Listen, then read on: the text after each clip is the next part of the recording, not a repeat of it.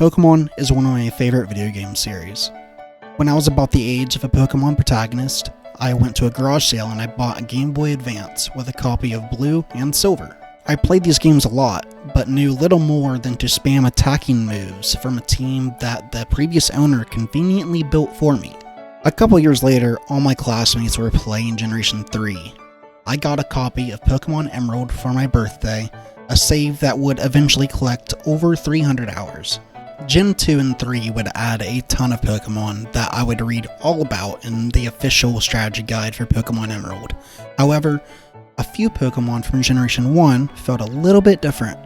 The famous physical special split that was introduced in Generation 4 changed every Pokemon, some for better and some for worse. However, the split that happened in Generation 2 was arguably even more dramatic. Imagine a game where every Pokemon would dish out half of all attacking moves just as hard as they would take them. That was Gen 1. See, all attacking moves in the first 3 generations were split into 2 camps, physical and special. All typings of the evolutions plus Dragon were special, but every mon in Gen 1 had the exact same special attack as they did special defense. You'd be a fool to run special moves on a Gyarados today.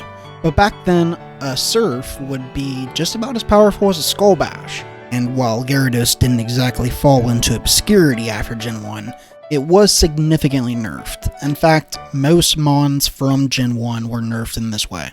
In 1999, Game Freak decided to haphazardly change the special spread of most previous Pokemon. In a few cases, like Mew, a special of 100 was applied to both their special attack and defense.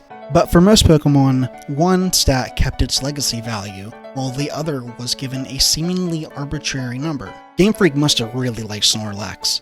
While it was a good Pokemon in Gen 1, it was given 45 points to its special defense, solidifying it as the undisputed champion of Johto. Coupled with the Moo Move Curse and the item Leftovers, this thing was insane.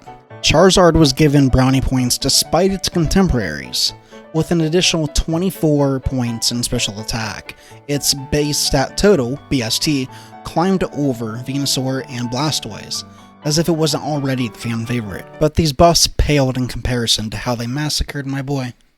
On top of adding a whole new type to combat him, and having the ridiculous power of his best move, Amnesia, Mewtwo lost a whole 64 points to his special defense. Chansey used to be a mon that would rip Ice Beams and Thunderbolts at a rate stronger than Mew at a special attack of 105. This was reduced to 35, making Seismic Toss its really only move that you could do direct damage with. All in all, 36 fully evolved Pokemon from Generation 1 were nerfed when the special was split, and while some small buffs did occur too, the scale is way heavier on the former side. It's difficult to imagine a game where Pokemon like Exeggutor and Tangela were actually viable. And while the Gen 1 games have many flaws, their countless unique quirks make them fun to come back to 30 years later.